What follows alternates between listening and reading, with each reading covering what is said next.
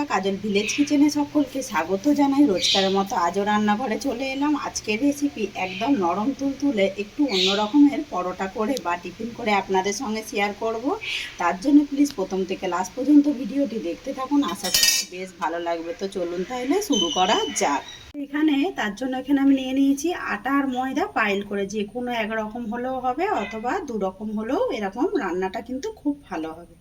তো এখানে দিয়ে দেবো স্বাদ মতো লবণ আর দেবো অল্প একটু চিনি। দেবো এখানে 1 চামচের মতো সাদা তেল, খুব বেশি দেবার দরকার নেই, আমি ময়দা দিয়েছি বলেই তাই জন্যই আমি একটু তেলটা ব্যবহার করলাম। আর যদি শুধু আটা দিয়ে করেন তাহলে তেলটা চিনিটা বাদ দিয়েও করতে পারেন, এতে করে খাস্তা হবে খেতে আর বেশ টেস্টটাও দারুণ আসবে। দিয়ে খুব ভালো করে হাত দিয়ে একটু মিশিয়ে নেব। খুব ভালো করে ময়ামটাকে দিয়ে দিলাম। এবারে অল্প অল্প করে জল দেবো, আর ঠান্ডা জলে নিয়েছি সেটা কিন্তু দেখতে পাচ্ছেন। দিয়ে সুন্দর করে যেরকম একটা আটা ময়দার ডো রেডি করে সেটাকে আগে রেডি করে নেব। আর ময়দাটাকে খুব ভালো করে মাখিয়ে নিলাম, এরকমই ঠিক নরম করে একটু মাখিয়ে নিতে হবে। এবার এইটাকে আমি ঢাকা দিয়ে সাইডে রেখে দেব। অপরদিকে গ্যাস অন করে একটা কড়া গরম হতে বসিয়ে দিয়েছি। কড়ার মধ্যে দিয়ে দেব 1 চামচ সাদা তেল। তো দিয়ে দিলাম 1 চামচ সাদা তেল।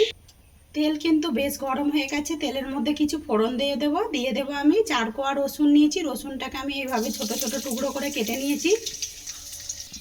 কেটে নেওয়া রসুনটা এর মধ্যে দিয়ে দেবো, দিয়ে হালকা একটু ভেজে নেব।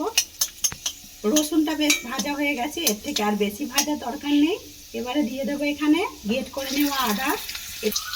টেস্টটা কিন্তু বেশ দারুণ আসবে। আদা আর রসুন এখানে খুব ভালো করে ফোড়নের জন্য ভাজা হয়ে গেছে, আর বেশি ভাজার দরকার নেই। এবারে দিয়ে দেবো এখানে বড় সাইজের একটা পেঁয়াজকে আমি এইভাবে টুকরো করে কেটে রেখেছি। কেটে রাখা পেঁয়াজটাও দিয়ে দেব। দিয়ে এইটাকে খুব বেশি ভাজার দরকার নেই, হালকা করে একটু নাড়াচাড়া করে নেব খালি কাঁচা গন্ধটা যাওয়া পর্যন্ত। এর মধ্যেই দিয়ে দেবো আমি একটা কাঁচা লঙ্কাও কেটে রেখেছি, কাঁচা লঙ্কাটা আর আগে থেকে দিলাম না কেন, এই কাঁচা লঙ্কাটা বেশি ভাজা হয়ে যাবে তাই জন্যই দিলাম না।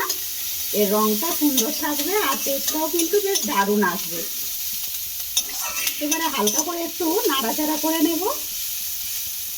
সমস্ত উপকরণগুলোর কিন্তু কাঁচা একটা গন্ধ চলে গেছে। আর তোমরা যদি নিরামিষ করতে চাও তাও আমি বলে দেবো এর মধ্যে কি কি ব্যবহার করবে আর কি দিয়ে কিন্তু করতে পারো। এবারে আমি এখানে দিয়ে দেবো একটা গাজরকে এইভাবে গ্রেট করে নিয়েছি। গ্রেট করে নেওয়া গাজর, চাইলে তোমাদের হাতের সামনে যে কোনো সবজি থাকবে তোমরা এর মধ্যে দিয়ে দিতে পারো। এর মধ্যে পেঁয়াজ আর রসুনটাও কিন্তু বাদ দিয়েও করা যায় এই টিফিনটা, তার জন্য এখানে আগে থেকে একটু হিং ফোড়ন দিয়ে দেবে।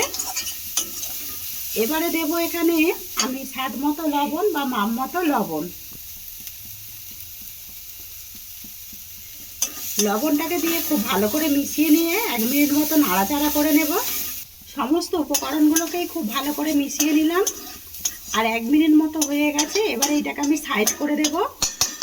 সাইড করে দিয়ে এখানে দিয়ে দেব আমি আরও 1 চামচ সাদা তেল। সাদা তেলটা দিয়ে এর মধ্যে দিয়ে দেবো আমি 2টো ডিম ভেঙে। তো এবারে বলতে পারো ডিমটাও যদি না দিই তাহলে কি করে টিফিনটা করব, তার জন্য কিন্তু তোমরা এখানে গ্রেট করে নেওয়া পনির অথবা ছানাও এখানে ব্যবহার করতে পারো, তাতে করেও কিন্তু টিফিনটা বেশ দারুণ হবে। 2টো ডিম দিয়ে দিলাম। ডিমটা একটুখানি ভাজা হওয়ার জন্য রেখে দেবো। দিয়ে দেবো এর উপর থেকে স্বাদ মতো লবণ বা মাপ মতো লবণ, আর দেব অল্প করে একটু হলুদ গুঁড়ো।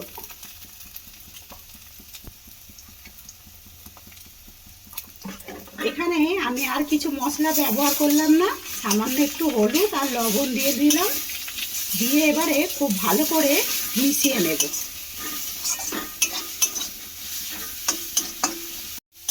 ডিমটাকে দিয়ে বেশ ঝুড়ো ঝুড়ো করে নিলাম। আর পুরটা দেখুন এরকমই হবে, খুব বেশি এর মধ্যে তেল দেওয়ার দরকার নেই। 2 চামচ তেলেই কিন্তু পুরটা রেডি হয়ে গেল।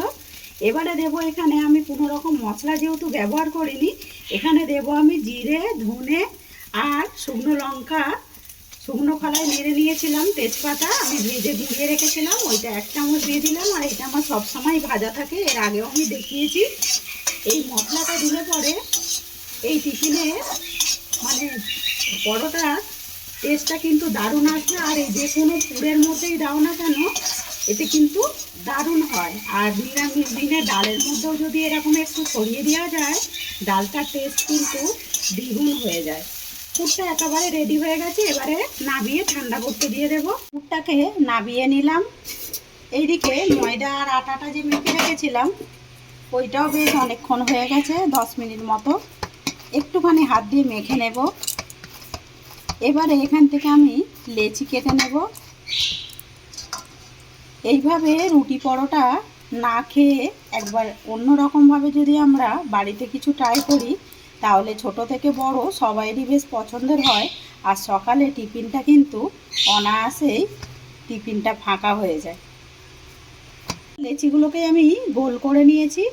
এখানে এবারে একটা চাকি বেলার মধ্যে একটুখানি আটা ছিটিয়ে দিলাম।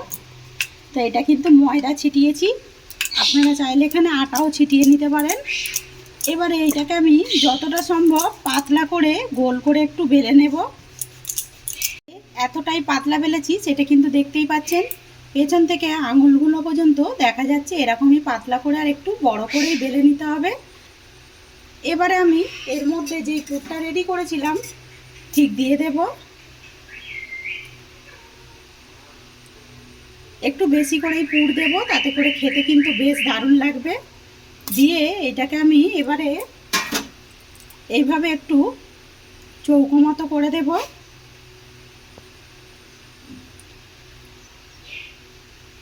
তো চৌকো মতো করে দিলাম। এবারে এইটাকে নিয়ে এর ওপর থেকে এইভাবে দিয়ে দেব, আর এইটাকে নিয়ে এসে আমি এর ওপর থেকে দিয়ে দেব। এবারে এইখান থেকে নিয়ে এসে এই পরোটাটাকে এইভাবে সেট করে দেব। তো চৌদিক দিয়ে চৌকো মতো করে নিলাম। আর আজকের পরোটা রেসিপি আপনাদের কীরকম লাগলো কমেন্ট করে জানাবেন। যদি ভালো লেগে থাকে একটা লাইক করে দেবেন। আর এইভাবেই আমার পাশে থাকবেন, আমাকে সাপোর্ট করবেন। একটু হাত দিয়ে এইভাবে চেপে চেপে দেবো, যাতে করে না মানে মোড়াগুলো খুলে যায়।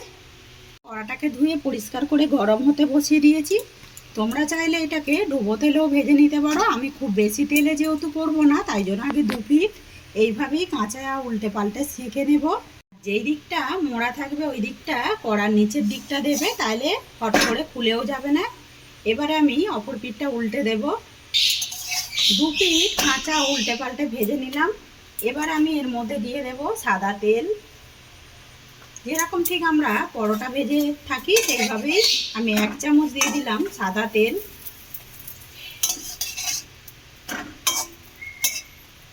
তো পরোটাগুলো কতটা নরম হয়েছে সেটা কিন্তু দেখতেই পাচ্ছেন। পরোটাটাকে উল্টে পাল্টে লাল লাল করে ভেজে নিলাম, আর কতটা সুন্দর দেখতে হয়েছে সেটা কিন্তু দেখতেই পাচ্ছেন। এরকম একটু অন্য ধরনের পরোটা করলে সবাই কিন্তু একেবারে এটা টমেটো কেচাপ বা একটু চাটনি করে দিলেই খেয়ে নেবে। একইভাবে সমস্তগুলো ভেজে নিয়ে ফিরে আসছি। সামান্য তেল দিয়ে যে এত সুন্দর, দেখুন পরোটাগুলো কতটা সুন্দরভাবে একেবারে ফুলছে। সমস্ত পরোটাগুলোই এইভাবেই ভেজে নেব। সমস্ত পরোটাগুলোই ভেজে নিয়ে ফিরে এলাম। আর কতটা নরম হয়েছে সেটা কিন্তু দেখতেই পাচ্ছেন, একদম পুর ভরা, একটাও পুর কিন্তু খুলে যায়নি দেখুন পরোটাগুলো। আর অপর দিকে আমি আগে থেকে টমেটো একটা চাটনি করে নিয়েছিলাম। আর পরোটাগুলো ভেতরটা দেখুন একদম পুড়ে ঠাসা, কতটা সুন্দর দেখতে হয়েছে। তো আজকের রেসিপি আপনাদের কীরকম লাগছে কমেন্ট করে জানাবেন। যদি ভালো লেগে থাকে একটা লাইক করে আমার পাশে থাকবেন, এইভাবে আমাকে সাপোর্ট করবেন। আমার নিত্য নতুন রান্নার জন্য পাশে থাকা বেল আইকনটি প্রেস করবেন। সবাই ভালো থাকবেন, সুস্থ থাকবেন। ধন্যবাদ। আবারও নতুন রেসিপি নিয়ে ফিরে আসবো। আজকের মতো এই পর্যন্তই।